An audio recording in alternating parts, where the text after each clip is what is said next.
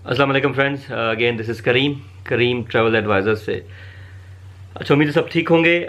जैसा कि मेरी एक वीडियो भी लास्ट मैंने अपलोड की थी जिसमें रेहान भाई और फुरकान भाई का अपना एक एक्सपीरियंस उन्होंने शेयर किया था स्टूडेंट लाइफ के हवाले से और मतलब यहाँ के छोटे मोटे काम के हवाले से।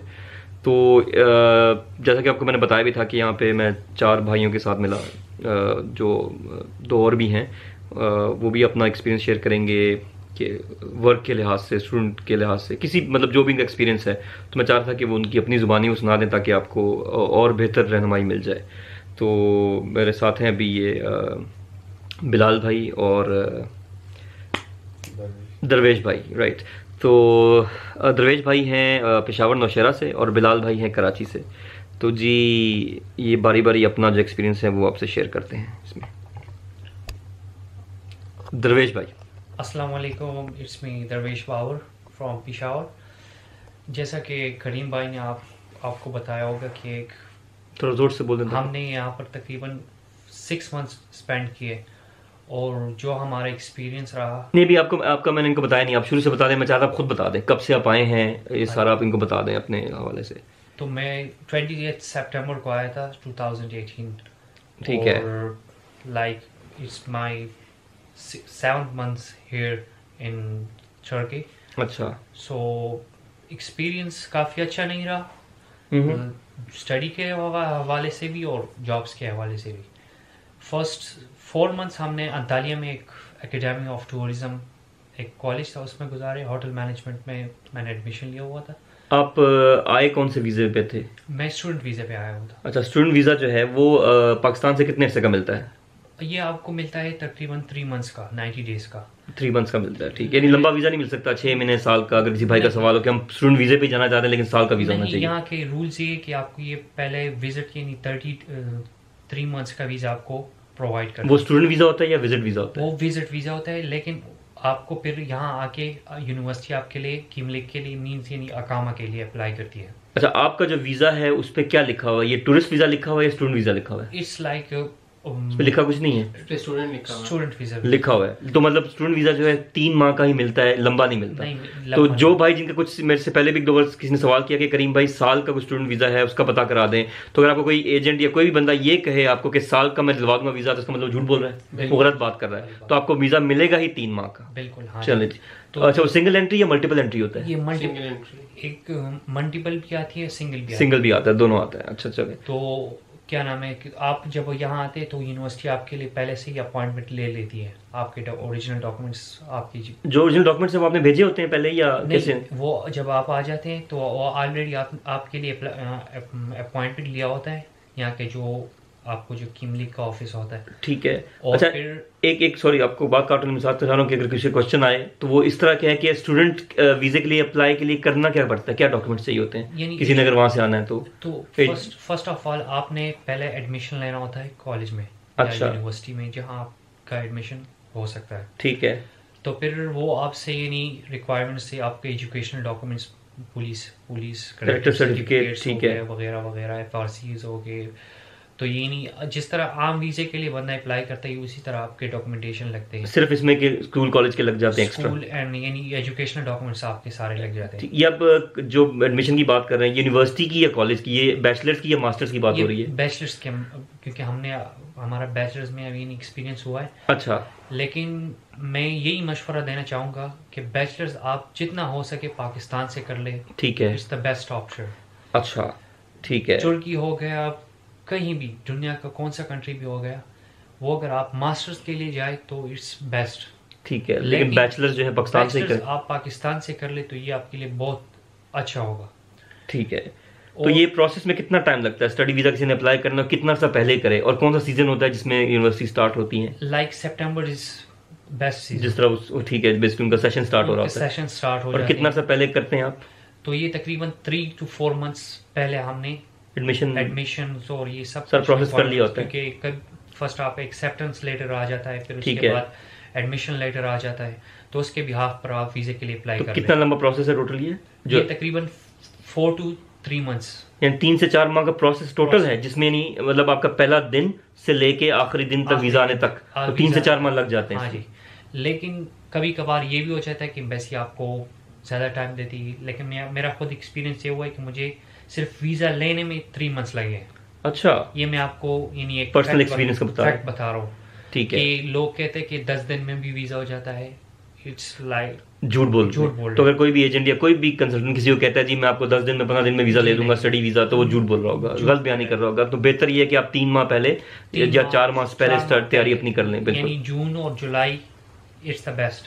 ठीक है। सो यही है कि यानी जो काम भी करे सोच समझ कर ले, स्टेप जो भी लेना है सोच समझ कर लें, क्योंकि हमारा जो खुद एक्सपीरियंस हुआ है यानी 4 मंथ्स हमने सही धक्के का है जगह जगह जगह। नहीं, वो क्यों खाए, यानी क्या मतलब आप जब यूनिवर्सिटी आए, आप स्टडी वीजा पे आए थे, तो क्या मतलब उस यूनिवर्सिटी में आपको क्या हुआ, दाखिला नहीं मिला या क्या इशू क्या आया, क्यों मतलब प्रॉब्लम सबसे पहला जो जैसे ही हम एयरपोर्ट से निकले तो हमने जो फील हुआ वो हमारा जो लैंग्वेज बैरियर था।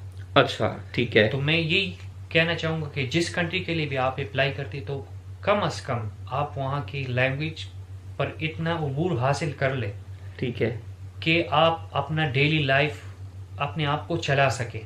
सही है।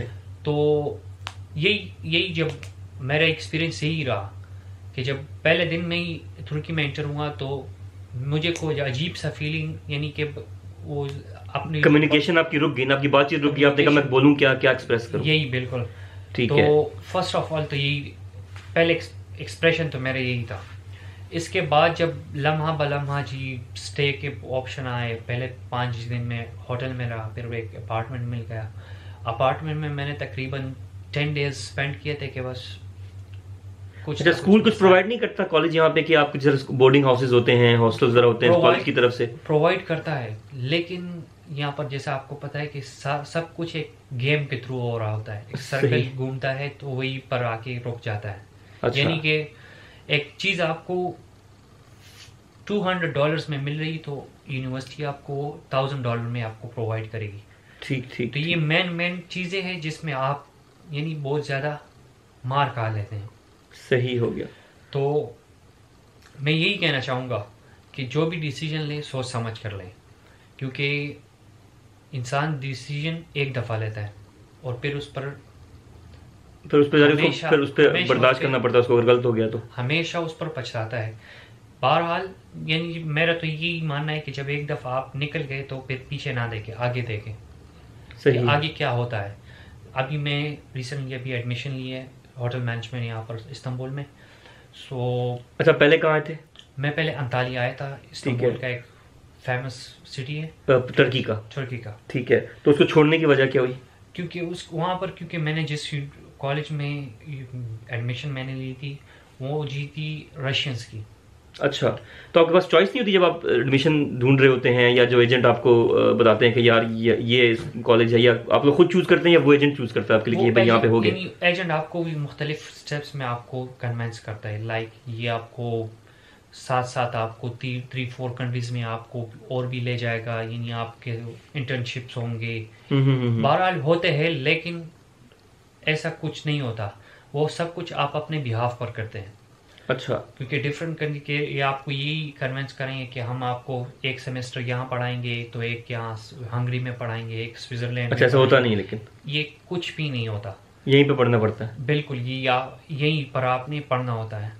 ठीक है, ये मतलब वो चॉइस नहीं आपको दे रहे ना कि आप इसमें पढ़ना चाह रही हैं उसमें। तो ठीक है, हमारा एक्सपीरियंस यही रहा कि लेकिन हमने यानी एक सेमेस्टर पढ़ के जब पेपर्स वगैरह दिए थे तो हमने ये डिसाइड किया सब दोस्तों ने, ये बिलाल हमारे साथ बैठा हुआ है, सही है, मैं और ये एक ही बैच में है। अच्छा अच्छा। तो हम सारों ने, ये नहीं रेहान हो गया, फुरकान जैसे रिसेंटली आपने जी उनकी मैंने जी वीडियो उनसे इंटरव्यू लिया है जी। बिल्कुल, तो हमारा एक ही यानी सब ने आके मिलकर एक डिसीजन लिया कि क्योंकि यहाँ पर कुछ बन नहीं रहा था, सारे दरवाजे बंद हो गए थे हमारे लिए। अच्छा, और एक सेमेस्टर का यानी 2400 यूरोस हम एक सेमेस्टर के पे किए थे, तकरीबन 4 लाख रुपया। 4 लाख रुपए एक सेमेस्टर का? एक सेमेस्टर का। ये तो सिर्फ आपने फीस पे की। हाँ, उसके अलावा जो आपके खर्चे हुए होंगे डेफिनेटली वो भी हैं। बिल्कुल। तो फिर आपको ये यहाँ आके फिर आपसे डिमांड करते हैं कि 600 यूरोस आपके बुक की फी है। अच्छा, सिर्फ बुक की फी है। तो ये मुख्तलिफ चीज़ों से आपको वो घेरते हैं। तो इसका मतलब है ये तो आपने फीस दे दी, वहाँ पे एजेंट को आपने पैसे दिए होंगे, जाहिर बात है बिल्कुल। कुछ ना कुछ आपके स्टूडेंट वीजा अप्लाई करने के लिए, आपकी ये सारे काम करने के लिए, तो 3-4 लाख या कितना मुझे क्या कितना ये अगर अप्रोक्सीमेटली आप पाकिस्तान में अंदाजा लोग लगा लें तो 6 लाख रुपए आपके यानी चले गए गए। सीधे। तो आपको यानी एजेंट करेगा 3-4 लाख रुपए में सब कुछ होता है, लेकिन ये ऐसा कुछ भी होता नहीं है। तो बहरहाल, क्योंकि हर एक बुराई के पीछे कुछ ना कुछ अच्छाई का टाइम आता है, हिकमत होती है बेसिकली। तो अभी आगे देख रहे, पीछे हमने बिल्कुल मुड़ना छोड़ दिए। लेकिन मेरी रिक्वेस्ट है उन लोगों से जो आना चाहते हैं कि यहाँ पर जॉब्स के लिहाज से अगर आपने आना है तो जॉब्स के लिहाज से तो बिल्कुल सोचिएगा ही मत, क्योंकि 12 आवर्स यहाँ पर एक आपको जब एक गैर मुल्की यहाँ पर आता है तो उसको 12 आवर्स ड्यूटी करनी पड़ती है, क्योंकि इनका जो रूल है वो अपने लिए अलग है और दूसरे फॉरेनर्स के लिए अलग है। फॉरेनर्स के लिए अलग है। So it's the best option कि आप अपने कंट्रीज़ में अगर आपके पास 2 लाख है 3 लाख है तो इन्वेस्टमेंट कर ले, क्योंकि यहाँ पर ये होता है कि वो आप 6-7 लाख रुपए यहाँ पर खर्च करके आ जाते हैं, लेकिन वो आपके ज़ाया गए। बहरहाल और इन्फॉर्मेशन आप बिलाल से लेके मैं जो एक्सपीरियंस रही मैंने आपको अपना पॉइंट ऑफ व्यू सब स्टेप बाय स्टेप आपको बयान किए। ठीक है जी बिलाल भाई। अस्सलाम वालेकुम। बिलाल भाई आप कराची से हैं? जी मैं सॉरी मैं आपकी एज पूछना भूल गया, कितनी एज है आपकी? मेरी 22 एज है। 22 माशाल्लाह। आपकी कितनी एज है बिलाल भाई? मेरी 23 है। 23 अच्छा ठीक है। अच्छा बिलाल भाई जी थोड़ा सा आगे आ जाएं। अच्छा अपने बारे में थोड़ा सा बता दें, आप क्या कर रहे थे पाकिस्तान में, फिर आपने ये मैं तो खैर पाकिस्तान के अंदर बीकॉम किया था और साथ में अपना शेफ का कोर्स भी कर रहा था। अच्छा आप शेफ हैं? जी। अच्छा माशाल्लाह दैट्स गुड। उसके बाद जो है फिर एक्चुअली मैंने जो है वो किसी एजेंट के थ्रू नहीं करवाया, हाँ हाँ क्योंकि टर्की के लिए इतना कोई मतलब टिपिकल वो प्रोसेस नहीं है। ठीक है। ठीक है, अगर आप क्योंकि इंटरनेट सब जगह ही मौजूद है तकरीबन, तो आप अगर इंटरनेट के ऊपर भी सर्च कर सकते हैं यूनिवर्सिटीज़ वगैरह। ठीक है। वैसे जो यहाँ पे यूनिवर्सिटीज़ हैं बैचलर्स के हवाले से, उसमें कुछ कोर्सेज हैं जो इंग्लिश में हैं।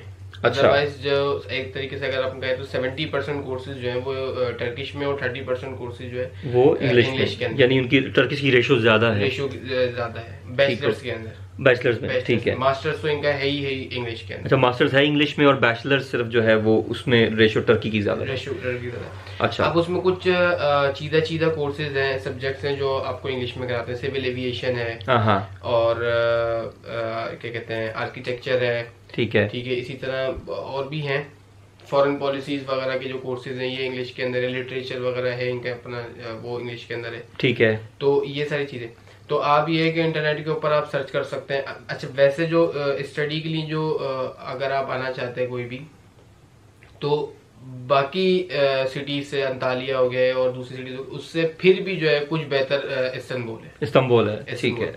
तो उसमें अगर आप आना चाहते हैं तो उसमें सिंपल प्रोसेस यही है कि अगर आप यूनिवर्सिटी से आप रब्ता करते हैं, यूनिवर्सिटी आपसे आपके डॉक्यूमेंट्स मांगेगी। ऑनलाइन ही आपने डॉक्यूमेंट्स दे दिए, आपके पासपोर्ट शामिल होगा, आपकी फोटोग्राफ शामिल होंगी और आपके एकेडमिक जो भी डॉक्यूमेंट्स ठीक है शामिल होंगे। ठीक है।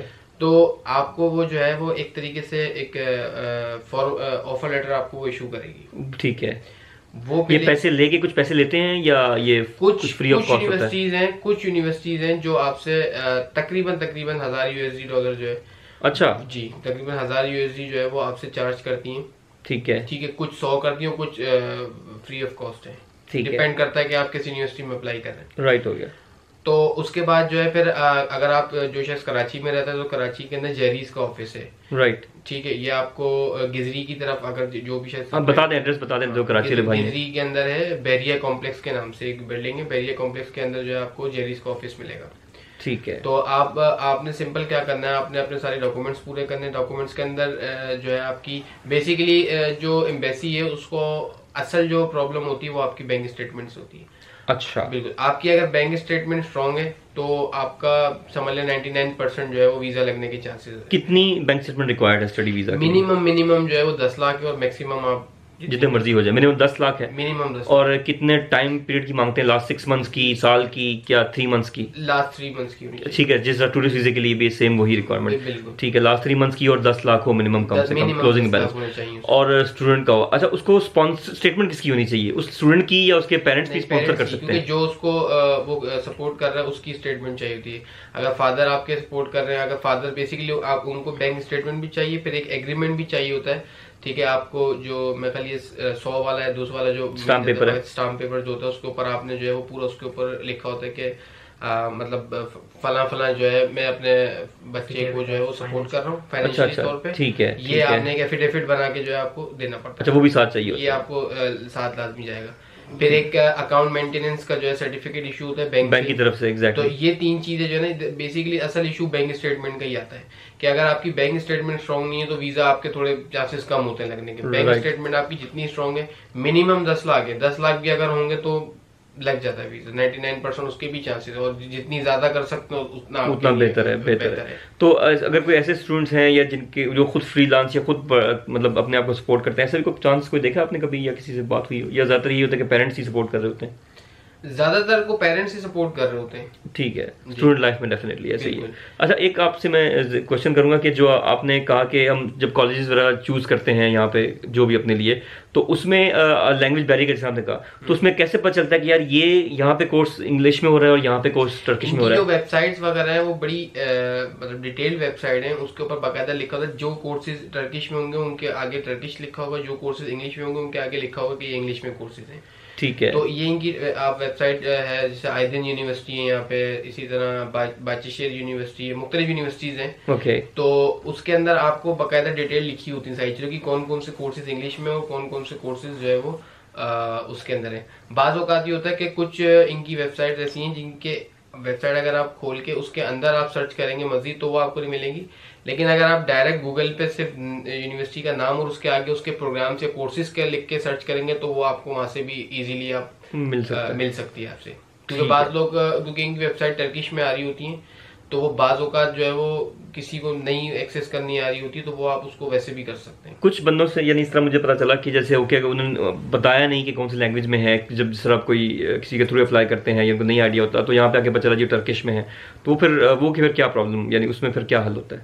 उसमें फिर ये होता है कि आप अपना उसी वक्त डिसीजन लेके आप अपना कोर्स चेंज करा सकते हैं। अच्छा, ठीक है, हाँ बिल्कुल। आप अगर आपने क्योंकि वहां से आपको एडमिशन, अच्छा दूसरी बात ये कि आप अगर वहां से आएंगे आपको अपनी एडमिशन फीस 50% आपको जो है पे करनी पड़ेगी। ये आने के बाद या आने से पहले? आने से पहले 50%, आने के बाद 50% मजीद। नहीं, वीजा लगे या मतलब समझ नहीं आई, अब वीजा आपने अप्लाई कर लिया है उससे पहले यानी वीजा आ गया, अगर आपका रिफ्यूज हो जाता है एम्बेसी की तरफ से, ठीक है, तो आपका जो है वो 50% आपको दे देंगे। लेकिन अगर आपका अपना खुद से पर्सनली कैंसिलेशन होती है तो फिर आपको एडमिशन फीस वापस नहीं मिलेगी। ठीक है, 50% पहले देनी होती है, 50% आपने पहले देनी है एक श्योरिटी के तौर पे। ठीक है, और फिर 50% आपने यहाँ पर पहुंचने के बाद जब आपका सारा प्रोसेस हो जाएगा 50% आपको फिर यहाँ पे इशू करनी पड़ेगी। अच्छा, जैसा कि वो अभी दरेश भाई ने बताया कि 3 से 4 माह का प्रोसेस तकरीबन है, राइट? तो यहाँ पहुंचने के बाद कितना प्रोसेस है?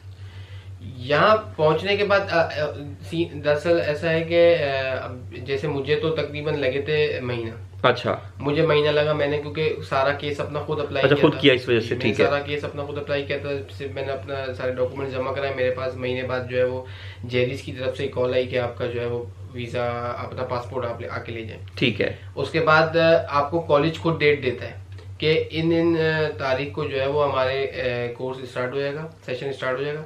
अब आपने अपनी जो है वो फीस वगैरह होती है या यानी आपने अपनी जैसे आपको इजी लगे, जैसे आपको फ्लेक्सिबिलिटी हो उस हिसाब से आप अपनी ट्रैवलिंग के जो है अच्छा ठीक है, टिकट्स करा लें। ठीक है, फिर आप यहाँ पर आ जाएंगे तो आपकी क्लासेस स्टार्ट होना शुरू हो जाएंगी। अच्छा, बिल्कुल।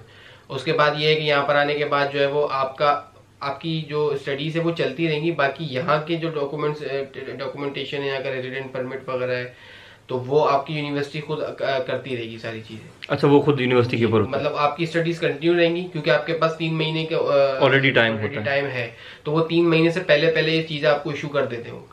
राइट, रेजिडेंट परमिट हो गया, ये सारी चीजें आपको इशू कर देते हो 3 महीने से पहले। ठीक है, जॉब के हवाले से आपका क्या फिर इसमें एक्सपीरियंस है या आप क्या शेयर करना चाहेंगे? जो भाई कहते हैं अच्छा हम स्टडी भी कर लें और जॉब भी कर लें, का दोनों काम पॉसिबल है साथ?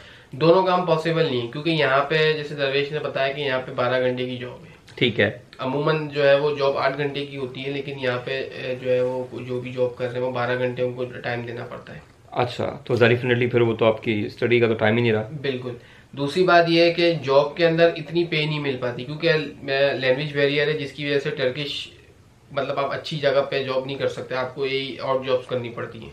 अब और जॉब्स के अंदर यहाँ पे इतने पे नहीं मिलती, क्योंकि यहाँ पे फिर आपको जॉब्स भी हैं, आपकी ट्रेवलिंग एक्सपेंसेस भी हैं। ठीक है, इतने नहीं है बट वो काउंट हो रहे होते हैं सारी चीजें। डेफिनेटली ऐसे ही। तो ये सारी चीज, अच्छा जॉब के हवाले से ये है कि ये क्योंकि टर्की जो है वो टूरिज्म कंट्री है, अब यहाँ पे जो है वो जॉब्स सीजनल लगती हैं। ठीक है। अगर आप विंटर में आते हैं, विंटर में आप सोचेंगे मैं विंटर में जॉब करूँ, तो विंटर में आपको कोई जॉब नहीं मिल रही यहाँ पे। राइट। समर में आपको जॉब मिले, समर का टाइम पीरियड है अप्रैल टू सितंबर है, ये इनका टूरिज्म लगता है, इसके अंदर जॉब्स होती हैं, लेकिन वो भी सिर्फ टूरिज्म सेक्टर के अंदर। अच्छा, टूरिज्म सेक्टर में आपको जॉब्स मिल सकती हैं, टूरिज्म सेक्टर के अलावा आपको जॉब्स नहीं मिल सकती। ठीक है। फिर उसके अंदर आपका ये होता है कि अगर आप किसी टूरिज्म सेक्टर के अंदर काम कर रहे हैं, लाइक रेस्टोरेंट है, होटल है, किसी भी जगह पे आप काम करते हैं, उसमें फिर आपका अपना आप कितनी जल्दी उसको पिक करते हैं लैंग्वेज को, यहाँ की कितनी आप वेल परफॉर्मेंस दिखाते हैं, उस हिसाब से फिर आपका ड्यूरेशन बढ़ता रहता है। ठीक है। दूसरी बात ये है कि यहाँ पे एक अपॉर्चुनिटी ये भी है कि जो लोग यहाँ पे विजिट पे आते हैं, बाद लोग यहाँ पे ऐसे हैं जो विजिट पे आते हैं, अब विजिट वीजा भी तकरीबन 3 महीने का इशू होता है। नहीं, अच्छा अब नहीं हो रहा, लेकिन चले कुछ लोगों को हुआ होगा। अच्छा, ठीक तो है। लेकिन ये कि वो यहाँ पर आके अपना एक्सटेंड कराते हैं, यहाँ पे एक टेम्परेरी रेजिडेंट परमिट भी कार्ड भी मिल जाता है। ठीक है। तो वो आप बहुत सारे लोग ऐसे हैं जो यहाँ पे विजिट पे आए हुए हैं और तकरीबन वो 1-1 साल तक रुके हुए हैं। ठीक है। उसका सिर्फ सिंपल हल यही होता है कि यहाँ पर भी अगर आपने अपना रेजिडेंट यानी विजिट पे आप आना चाह रहे हैं, आप थोड़ा लंबा स्टे करना चाह रहे हैं, तो उसके लिए भी यही होता है कि आपने अपनी बैंक स्टेटमेंट शो करानी पड़ती है। अच्छा, उसमें भी बैंक स्टेटमेंट, क्योंकि वो बेसिकली इसका जो मेन रीजन है वो यही है कि वो देखना चाह रहे होते हैं कि आप जो स्टे कर रहे हैं तो आपके पास स्टे करने के लिए पैसे हैं कि नहीं है। राइट। तो ये चीजें।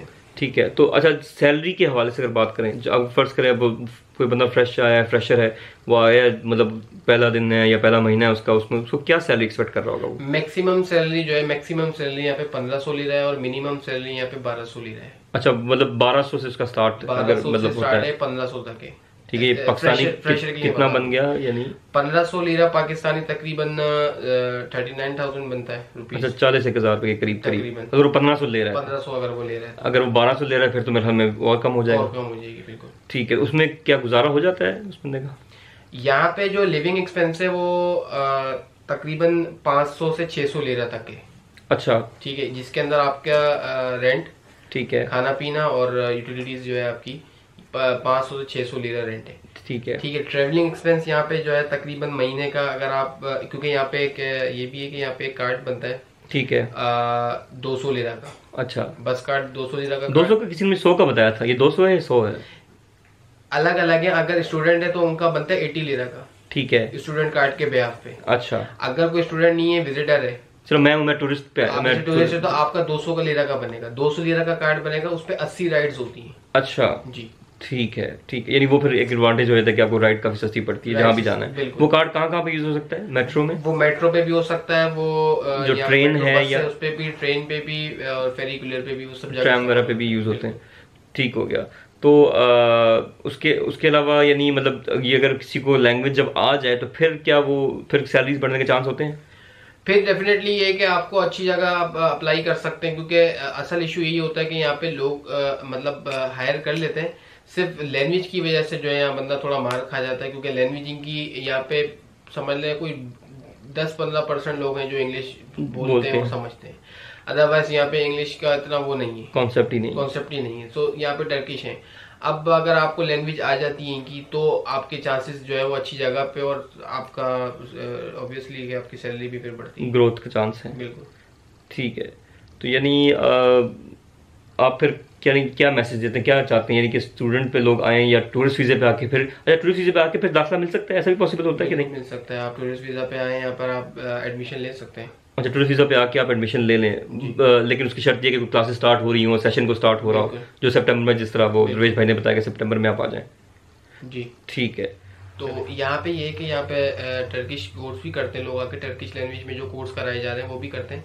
उसमें ये होता है कि यहाँ पे जितनी भी यूनिवर्सिटीज़ हैं वो उनके साथ सेंटर्स एफिलेटेड है, लैंग्वेज सेंटर्स। तो वो आपको 1 साल का लैंग्वेज कोर्स कराते हैं, जिसकी फीस जो है वो तकरीबन $800 से $900 है। उसके अंदर आपको जो है वो आइल्स की तरह ही उसका है, स्पीकिंग, लिसनिंग और रीडिंग राइटिंग जो है उसमें आता है। आपका फिर पेपर होता है। अच्छा। पेपर होने के बाद उसमें आप क्लियर करते हैं तो फिर आपका एडमिशन जो है वो टर्किश में आता है। लेकिन उसमें सबसे थोड़ा सा मसला उसमें ये होता है कि यहाँ पे लोग समझते हैं कि हम जो है वो कर लेंगे, और बाज़ लोग कर भी लेते हैं उसके अंदर लैंग्वेज उसको पिक करके और कोर्स करते हैं।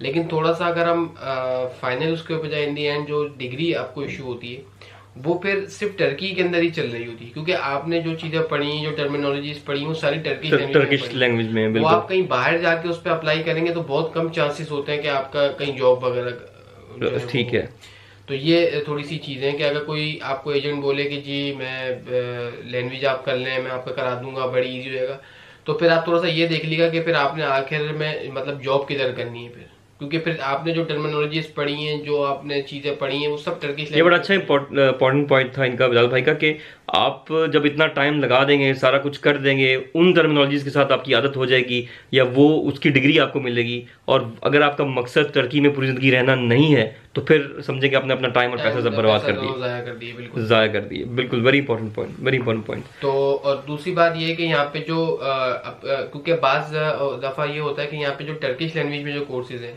चाहे वो बैचलर्स हो या वो मास्टर्स हो, तो उसकी मास्टर्स तो खैर है ही इंग्लिश में, बट बैचलर्स के अंदर ये कि जो इंग्लिश में लैंग्वेज में जो बैचलर्स है वो एक्सपेंसिव है।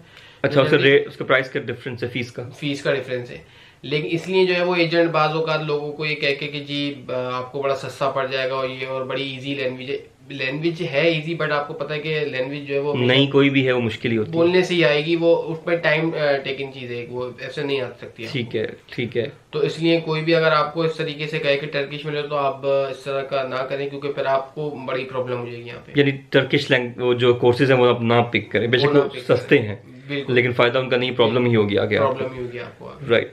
तो ओवरऑल क्या चार्जेस, यानी जैसा आगे दुरेश भाई ने बताया कि तकरीबन एक सेमेस्टर का कितना बताया था, 3-1 लाख पाकिस्तानी, 4-1 लाख अगर एक सेमेस्टर का, तो पूरे साल में आप यानी 8-10 लाख रुपया सिर्फ फीस जो है वो देंगे, ऐसे ही? बिल्कुल ऐसे ही। तो ये काफी महंगा बन जाता है। बिल्कुल। तो यहाँ पे बहुत सारे लोग ऐसे भी करते हैं कि यहाँ पे जैसे लोग स्टूडेंट्स हैं जो आते हैं, जो एसोसिएट में एडमिशन लेते हैं, एसोसिएट डिग्री में। अच्छा। तो वो इंग्लिश में लेते हैं, उसके बाद अगर वो 2 साल के अंदर यहाँ की लैंग्वेज पिक कर जाते हैं, थोड़ा सिस्टम समझ जाते हैं, और उनका आखिर लॉन्ग टर्म रहने का यहाँ पे प्लान होता है, तो फिर वो आगे जो है वो 2 साल का मजीद टर्किश में कोर्स करके, जो कि सस्ता पड़ता है, तो वो पूरा उनका बैचलर्स कंप्लीट हो जाता है, और फिर आगे वो अपना मास्टर्स वगैरह करके। लेकिन ये उनके लिए जो लॉन्ग टर्म यहाँ रहना चाहते हैं। exactly. अगर कोई शख्स यहाँ से कहीं और मूव करने के लिए जाना चाह रहा है, तो मेरा नहीं ख्याल कि वो यहाँ पे इस तरीके से अपना टाइम और पैसे को दोनों को बर्बाद करे। राइट, हो गया, ठीक है। और जो इलीगल तरीके से जो लोग आना चाह रहे हैं, तो इलीगल तरीके से वैसे तो सिर्फ टर्की नहीं बल्कि कहीं पर भी ना जाए तो बेहतर है। बिल्कुल, क्योंकि यहाँ पे अभी जैसे आपको रिसेंटली पता होगा कि अभी बड़ी जो इलीगल यहाँ पे ह्यूमन ट्रैफिकिंग हुई भी थी, सबको इन्होंने अभी क्लियर किया है।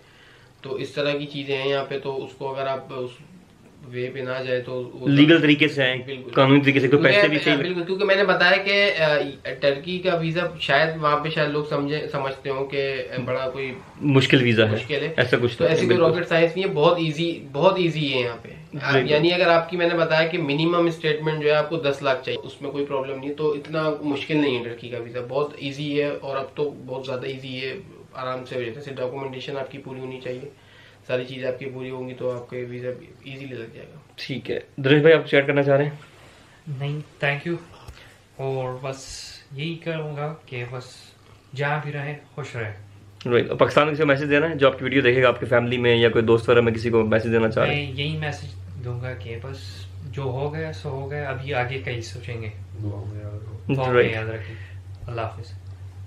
आप कुछ कहना चाह रहे हैं घर पे अपने किसी को? बिल्कुल, मैं भी यही कहूँगा कि बस जो भी आ रहे हैं वो सोच समझ के आए, सारी चीजें देख कर आए, मतलब इस तरह नहीं कि बस बाहर जाना है, सारी चीजों को अपने रखें, कंपेयर करें सारी चीजों को, क्योंकि जो चीजें आपको अपने घर में प्रोवाइड हो रही हैं, सुकून, सारी चीजें, वो चीजें आपको यहाँ प्रोवाइड नहीं हो सकती, यहाँ आपको डबल मेहनत करनी पड़ती है।